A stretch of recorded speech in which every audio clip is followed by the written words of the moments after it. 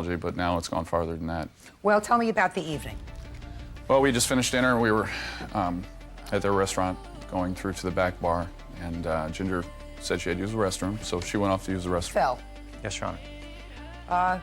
Were you a witness to this incident? No, I wasn't. I'm the general manager of the restaurant, and I have my employees here with me that were there, and I have a picture of the sign right there, the actual sign.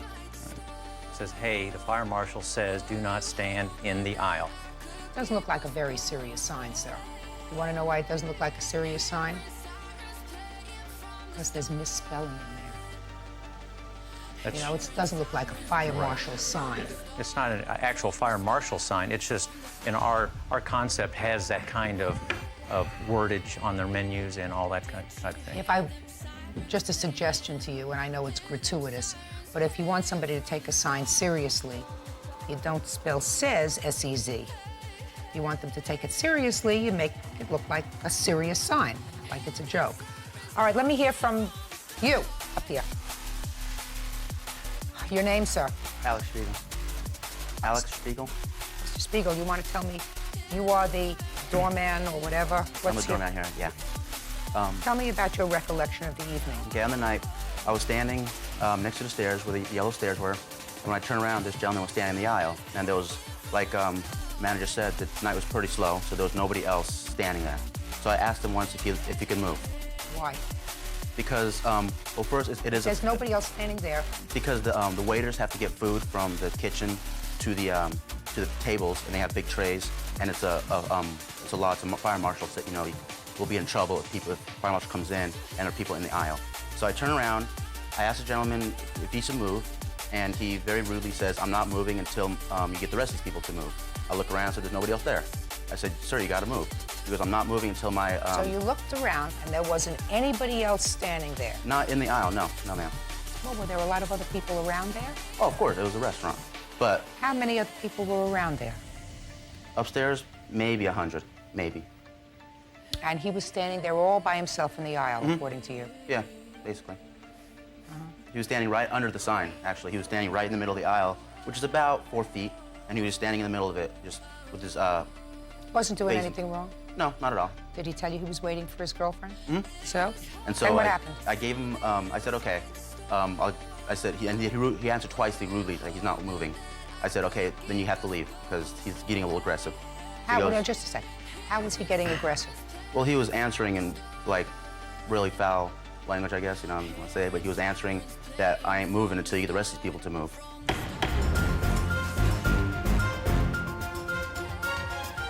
Christopher Notaboom says he was unjustly manhandled in a restaurant by bouncer Alex Spiegel while waiting for his girlfriend to return from the restroom. Now, he wants a grand apology. At which point did he tell you, sir, that his girlfriend was in the restroom and that's why he was standing there waiting? After the second time. The second time I said, okay, now you have to leave. He said, I'm not leaving until my girlfriend comes out of the bathroom. I said, okay. So I was looking for a manager, and so I was waiting for his girlfriend to come back, and when I turned around, I noticed a lady was walking out of the bathroom, and she stood next to him, so I figured that was her. And so I said, now you gotta go. He goes, I ain't going till I'm ready. I said, no, you gotta go now. So I put my hand on his back to start escorting him out the nearest exit, which was the back exit at the time. And he says, if you don't get your hands off me, I'm gonna swing at you. I took that as aggression, as him threatening me. So I put both hands on him because I don't... You had already put one hand on him. Yeah, to start escorting towards the back door because he was not moving. Doesn't sound very hospitable to me, sir. You went up and flexed your muscle and said, now you have to move, right? Correct. It's so good to be old. You get such a wealth of information. It has its drawbacks, too. Does that sound familiar to you, that scenario? Familiar? Yeah. Broken. Okay. Somewhat. Is this the first time you've heard all of this whole thing? His side and his side? No. You've heard it before? Yes. We talked on the phone. You think that your employee overreacted to a situation? No, I don't. Your Honor, we deal with the public. We deal with the public that's been drinking. We deal with the public in all different forms of different capacities. our door people are out to keep the public safe in our restaurant. When we feel that the public safety is in jeopardy, we ask that person to leave. Obviously, I have a lot of faith in my employee. He's been working for me for a long time, and he has not had any other problems with any other customer since he's been there.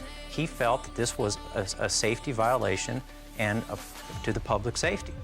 You were sitting back there, so you couldn't see this gentleman's eyes as he was testifying. I saw his eyes. And he knows that the final thing that he said to this gentleman was designed to incite a problem rather than smooth it over. His girlfriend came up from the bathroom. All he had to do was step back, because that's where he was standing, waiting for her to get back to the bathroom. All he had to do was step back. They would have been gone. Instead, show his pussy. Said, now you're gonna move. That's not designed to keep the peace.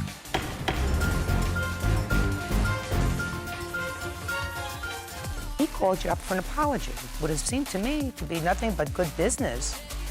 Mr. Zipfeld to apologize to him, to say to him, I'm sorry, it happened, come in, have a drink with us. Is that what you wanted? Yeah, I told him I just wanted to sit down and talk about it. That was it. That's I all didn't he want wanted. anything out of it. So tell me about what happened when you called him. Well, it was a Monday morning, and I was at work at my restaurant, and he said he would get back to me latest by Tuesday, and he never did. And my friend that is a bartender there came in that week, and I said, hey, could you get a hold of your manager? I talked to him, he hasn't got back with me. He did get back to me about a week later and said he hadn't forgotten about anything, which was, I appreciated that. And he would get back to me, which never happened. Well, did you tell him what you wanted? Yeah, I told him I didn't want any compensation out of it. I said, at worst, I want to sit down with my girlfriend, him, the employee, and myself, sit down and talk about it, and then take action from there. That's What all. kind of action were you contemplating? Disciplinary. That's, look over what happened and then deal with it as you see it. What kind of disciplinary action, Mr. Noteboom? Well, I felt humiliated out of this whole thing. As I was being escorted out, you had all these people hooting and hollering. It was wrong. It was totally wrong. You mean the people around the bar yeah. area? Yeah. What were they doing? Oh, people in the restaurant area. Well, they saw somebody getting kicked out, so they thought it was funny, and everybody was making a big deal about it, just hooting and hollering. Restraint, sir. You're in a position of authority in a place. You're supposed to exercise utmost restraint. Let me say something, though. Absolutely. Step up here. I just think that You can stay, Mr. Zipfeld. I just think that is I asked him twice politely to move, and I did not, he said his girlfriend was coming. I said, that's right. He did not have to stay in the aisle. He had he had a lot of room besides him to just move over. That's all he had to do. All he had to do was step 1 foot over. Your authority was being threatened, not the safety of the business. It was not my authority. It was what I had to do. That's what I'm employed. I'm employed to ask people to step out of the aisle. Your authority, when he didn't move, was threatened, not the safety of the people in the restaurant. I'm not saying the safety, but the problem is, if I ask this gentleman to move, and he doesn't move, and everybody just starts standing there, nobody's gonna listen to me. And I'm that's... not worried about anybody. I understand that. Look at him, but look at her. They weren't breaking up the joint. They weren't throwing beer bottles around. They weren't, putting gum on the floor. They weren't smoking pipes and cigars. They came in there. She went to the bathroom. You just should have waited 2 minutes. I did 2 wait. minutes. I waited for her to come back. And then you had to say something else. Do you understand? Yes, ma'am, I do. But if he would have moved over, the whole situation would have been done. All he had to do was take 1 step over. If I were 5'7", I would have been a gorgeous penthouse model. But I'm not. And he didn't. And you should have exercised restraint. Now, Mr. Noteboom, it appears to me today, sir, that you are not going to get an apology from these people. And I think that they should in some way compensate you.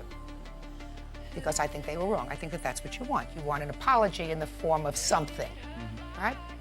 So how much was this?